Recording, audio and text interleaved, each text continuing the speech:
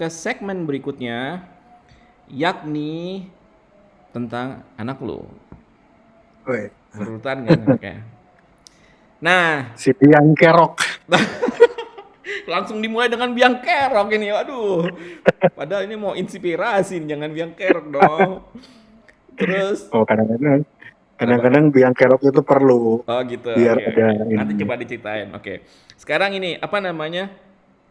Sedikit introduction kepada audiens, berapa anak yang lu punya, kira-kira umurnya berapa gitu aja. Range umurnya. Umurnya, jadi gue punya dua. Yang Hmm. satu itu, si Nesya tuh umurnya berapa tahun? Si Nesya tuh 11 tahun. Si Nesya tuh 11 tahun kalau nggak salah ya. Eh, Oh, si Fatan tuh 7 mau ke 8 tahun. Gitu. Adik Oke. itu Fatan, cewek dan cowok. Cewek dan cowok udah sepasang, udah mantap banget lah. Nah, Yes. nah ini sekalian tadi kan dari anak-anak lu nih sebenarnya apa sih yang bikin lu gembira gitu, yang bikin mengembirakan hati lu gitu. Sebenarnya sih lebih ke ini apa? Lebih ke kita kayaknya ya fokus gua dari awal kayaknya bener menurut gua. Jadi buat anak-anak gua fokus gua lebih ke agama sekarang. Oke. Dulu dulu waktu gua kecil kayaknya rada kurang gitu ke situ. Jadi ya alhamdulillah banyak sekolah yang bisa memfasilitasi sekarang,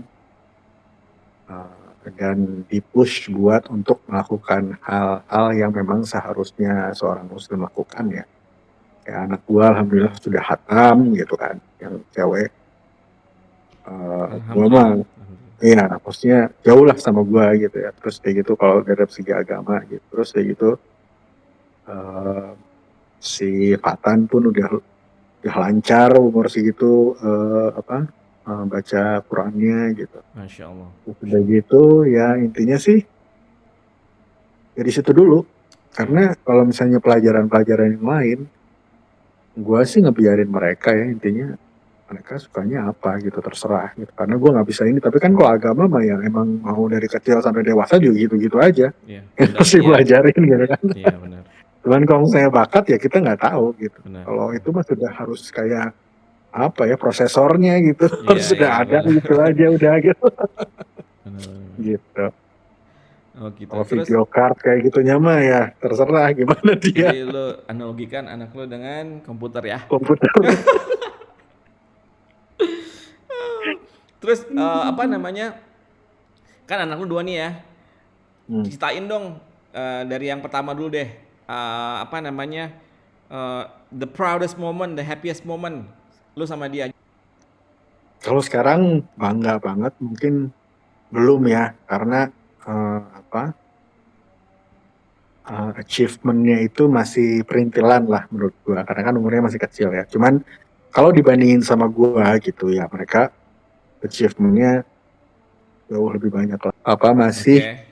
ngelihat kamu harus dipaksa untuk belajar bukan dari diri kamu sendiri. Oke. Nanti kalau udah dari diri kamu sendiri bisa dan terus konsisten dan akhirnya apa yang menemukan itu jadi salah satu hobi atau passion kamu dan achievementnya emang datang dari sendiri karena bukan paksaan itu yang bisa bikin papa bangga. Sebenarnya yang bikin gua bangga itu sebenarnya gimana anak-anak tuh melakukan sesuatu, achieve sesuatu dari diri sendiri, bukan disuruh sama orang tua. I Gitu. see, I see. Makanya gua sekarang belum Siap, bangga siap. karena semua harus disuruh. Gitu. Oke, kalau si Fatan Sama kalau sifatan sama, juga. jadi dua-duanya sama.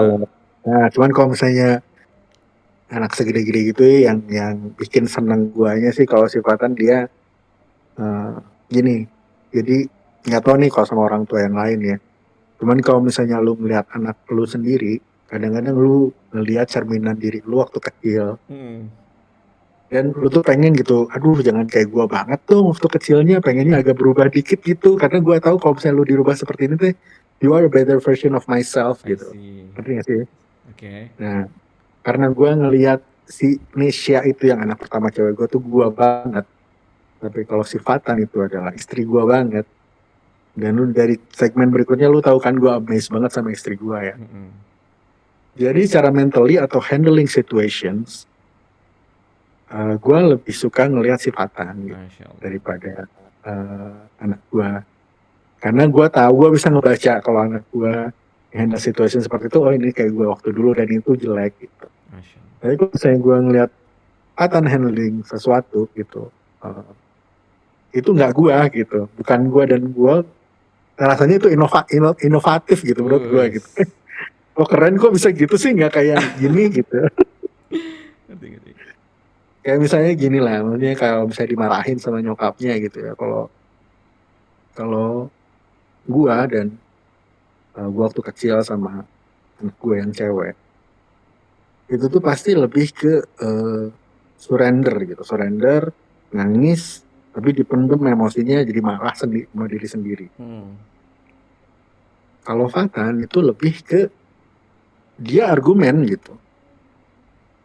Maksudnya Lebih aku kritikal. tuh begini karena begini gitu. Gini terus dia nggak marah nangis nggak emosi gitu. Cuman kalau saya setelah tahu dia salah dia cuman ketawa senyum gitu teh. Terus peluk nyokapnya gitu. Hmm. Jadi two different approach gitu dan gue maksudnya amazed gitu ngeliat oh anak kecil bisa gini ya gitu. Oh gitu, Karena kan itu Masya Allah. Tuh Fatan, anak kecil pertahankan bisa gini Fatan. maksudnya Kalau Fatan secara dengerin ini mentally nanti. menurut gue ya secara mentally dia menurut gue dia lebih lebih kuat itu walaupun gue nggak tahu nih dia bakal lebih kuat atau nanti pas udah gedenya lebih ngeyel gitu sedangkan di Indonesia tuh nurut gue masih belum tahu kalau itu Oh gitu. Oke. Tapi setidaknya cuman sekarang ada sekarang udah inilah ya, lebih inovatif lah. Dan betul dan lebih lu suka dari sisi ininya ya, apa namanya? How he approach things ya kan? betul Ya, jadi oh pertahankan ya tuh Fatan. karena apa kalau misalnya pun gue jadi gue gue sebuah kecil sebenarnya pengen kayak sifatan Oke. kalau misalnya ada sesuatu lu ngobrol lu argumen dan kalau misalnya lu salah ya udah just jangan jangan dibawa ke hati Oke. which is yang gue lakuin pas sekarang gitu. Hmm. Jadi kalau gue kayak gitu, udah kalau gue salah ya nggak bawa ke hati ya udah gue ngakuin gue salah ya udah perbaiki gitu udah. Oke. Nggak usah dibawa ribet gitu. Siap. Oke, this is the wrap. Kita masuk ke segmen terakhir. Oke? Oke. Nah, ini sekarang berkaitan sebenarnya segmen tentang parent. Sama nyokap siapa yang menurut lu paling deket dan paling terinspirasi? Em, jadi ada nih teori nih, yes. Oke, ini gue suka nih teori. Nggak bu, teori kehidupan yang gue dengar sih. Gue nggak pernah Siap, baca siap. buku jarang-jarang. Cuman Hmm. kalau ke nyokap itu biasanya tempat kita berkeluh kesah. Oke. Lu lu nggak lu bisa jadi diri sendiri, lu bisa cengeng, lu bisa ngapain kau ke nyokap biasanya. Oke. Kalau ke bokap, itu lu lebih pengen nunjukin prestasi lu biasanya. Who you become, apa achievement lu.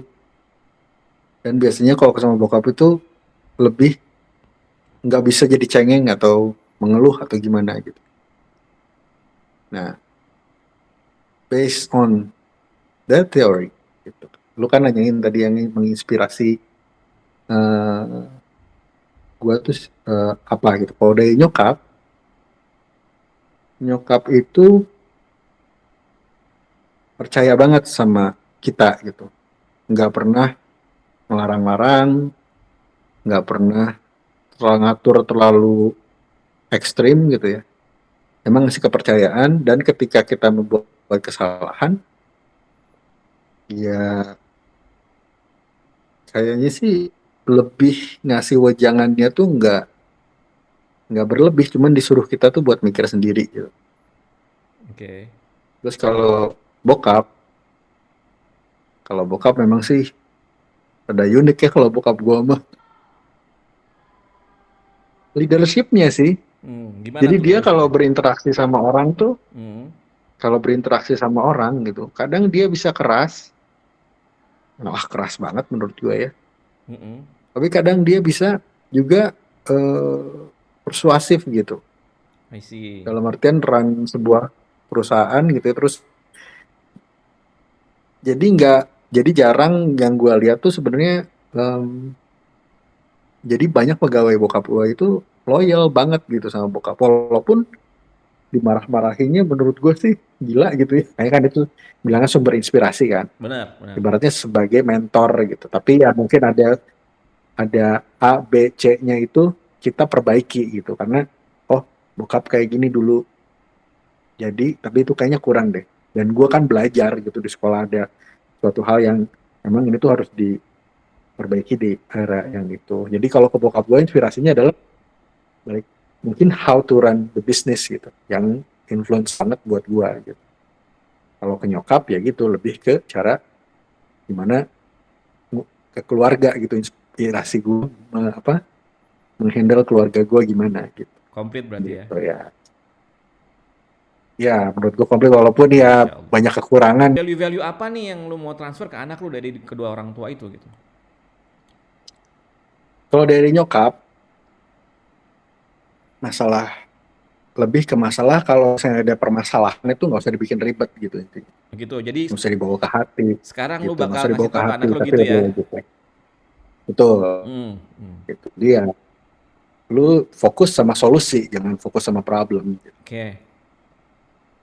gitu. Kalau itu kalau ya tapi ada beberapa tweak ya yang dari diri gua sendiri yang gua pelajari. Mungkin inspirasinya mungkin dari teman-teman gua, dari kolega gua, dari pembicaraan antara ya anggaplah lu sama gua juga kan sering ngobrol-ngobrol ya dari situ juga Benar, benar. gitu. Kalau misalnya dari bokap sih ya lebih ke apa? Lebih ke ambisinya sih. Kalau Gimana tuh? misalnya ini, maksudnya ambisi sama kontrol itu. Kayaknya kalau yang bokap gue itu belum bisa diimplementasikan di eh, apa? Di anak-anak gue. Mungkin kalau misalnya udah rada gede lah kalau yang bokap gue tuh. Kira-kira umur berapa tuh? Yang Ya bakal kayaknya SMA lah, SMA ya. SMA. Lebat leadership SMA berarti ya. kelas 1 kayaknya udah itu udah mulai. Lebih ke leadership, lebih ke yang harus bergaul tuh sama banyak orang gitu. Oke. Lebih tahu cara breaking the ice Ice. gitu sama Oke. orang-orang. Nah, Siap. gitu. Jadi Oke. lebih ke bisnis lah intinya Oke. gitu. Oke, beres.